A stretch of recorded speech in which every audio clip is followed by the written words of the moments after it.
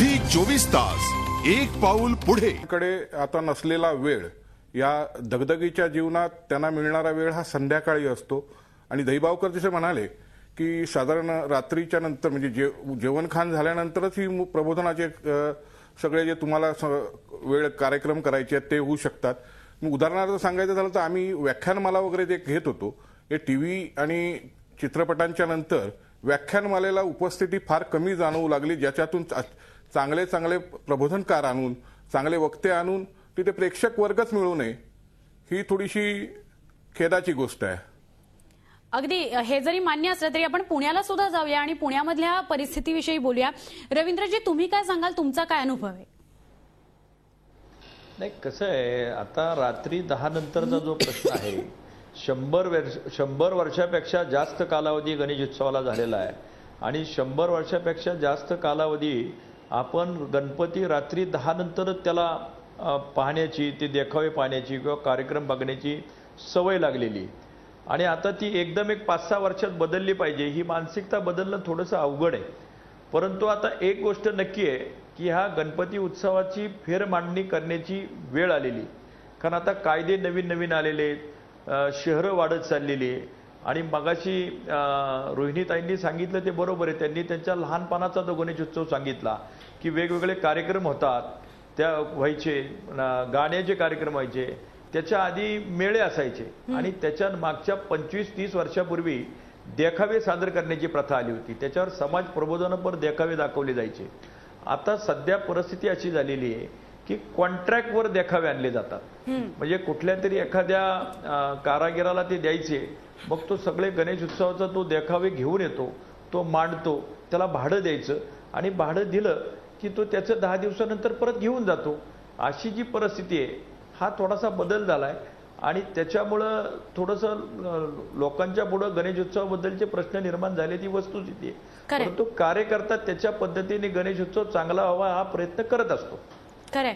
मला संजयजी हे जे म्हणतात त्या अनुषंगानेच म्हणायचं होतं, बोलायचं होतं की कुठेतरी कार्यकर्ते जमायचे, एकत्रीकरण व्हायचं, त्या माध्यमातून काहीतरी कलांना वाव मिळायचा, कलात्मक संवाद एकमेकांमध्ये साधला जायचा. हे सगळं आता होताना दिसतं का? हे बिलकुल आता होताना दिसत नाही. कारण ह्याचं कारण तुम्ही विषय अतिशय उत्तम निवडलात. हा आता सगळीकडे एक मेगा इव्हेंट झालाय.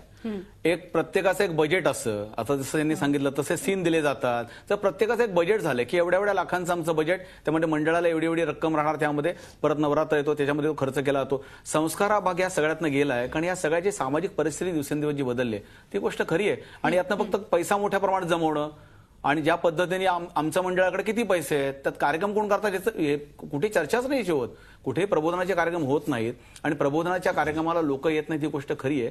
पण सुरुवात बंद केल्यामुळे आता लोक फिरकणारच नाहीत, कारण ती सवयच लागलेली नाहीये. खरंय. पण इव्हेंट जे होत आहेत किंवा गणेशोत्सवाचं इव्हेंटीकरण जे होत आहे ते आपण जरी स्वागतार्ह मानलं तर मग एका बाजूला सणही राहिला पाहिजे आणि दुसऱ्या बाजूला इव्हेंटही चांगला झाला पाहिजे.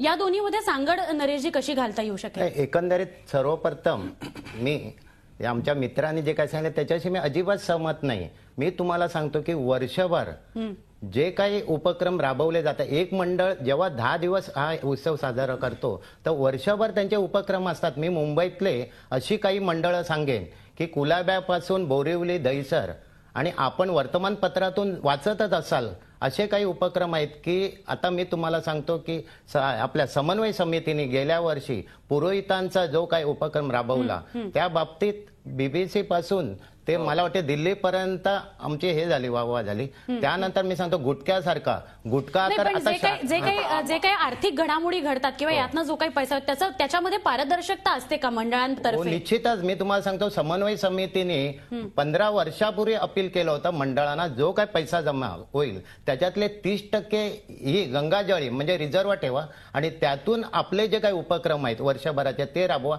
आणि मी जास्तीत सांगेन की लालबागचा मंडळ असू दे किंवा गणेश गल्ली असू देत, आमच्या माझगावचा मंडळ आहे, डोंगरीचे मंडळ आहे, पुष्कळ काय सांगेन आपलं इकडचे सगळे मंडळ म्हणजे कुठचे मंडळं वांगणीसारख्या ठिकाणी आदिवासी बेल्टमध्ये जातात, तिथे औषधं देतात, इकडे चांगले चांगले कॅम्प राबवतात.